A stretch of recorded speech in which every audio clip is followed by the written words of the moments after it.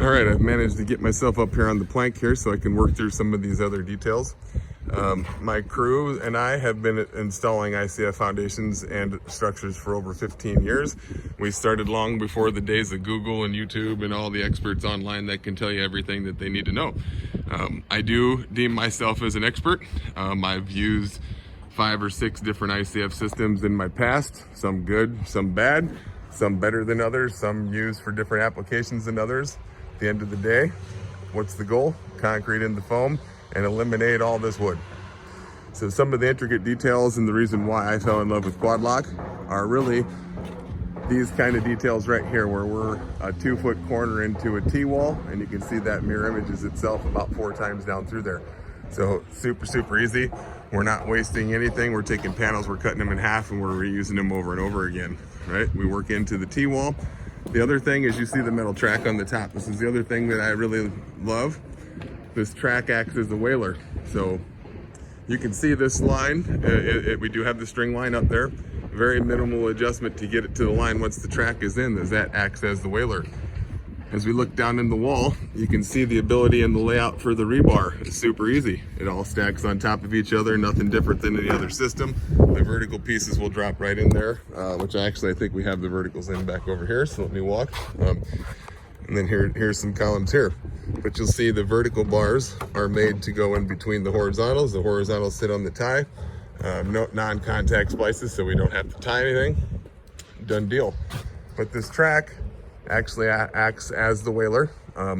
We will pour the concrete down inside the wall lower than this top tie clip, right? That's about 2.5 inches. We'll pour it 4 inches down. We'll remove this track, which also protects the top of the wall, to be able to receive the ties for the next level as we go up. So love the track. When we get to the top of the wall, we actually screed the concrete level off with the track, so that'll be our finished wall height. Take the track off, and then that becomes the track for a footing on our next project. So everything's reused. We only have to buy it really one time per building as it rolls over into the next. So again, here's kind of our little bump outs for our cantilevers. You can see we're going to leave the wood here. We're going to finish this concrete right up flush to this treated board. The floor trusses will connect into that treated, and it'll cantilever out over. This particular cantilevered area here in the doorway will go out 2 feet, which puts us back in plane with that bump out right there. These little cantilevers right here above the windows will only come out about 8 inches and create little bay windows. So pretty cool.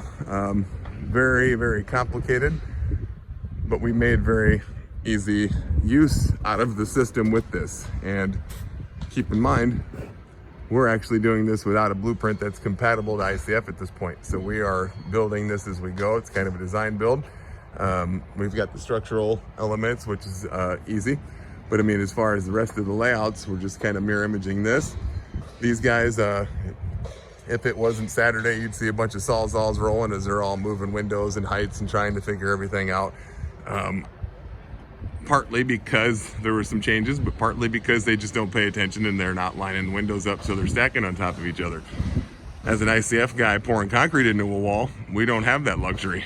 Yes, we can cut concrete out and we can move things if need be, but who wants to do that, right? So I'd like to think we're a little bit more on top of things from the beginning. Everything is laid out where we want it. You know, I am kind of tooting my own horn here a little bit, but we are carpenters that use the superior material, aka concrete. So everything is exactly the same, except the structure's better. I kind of alluded to the fact earlier that all the way down this road will be ICF. Our ICF buildings are essentially blocking any of the disastrous weather that's coming at all these other ones. So hopefully phase 2, which is sitting up over there, will all be ICF, and we can really block this thing off.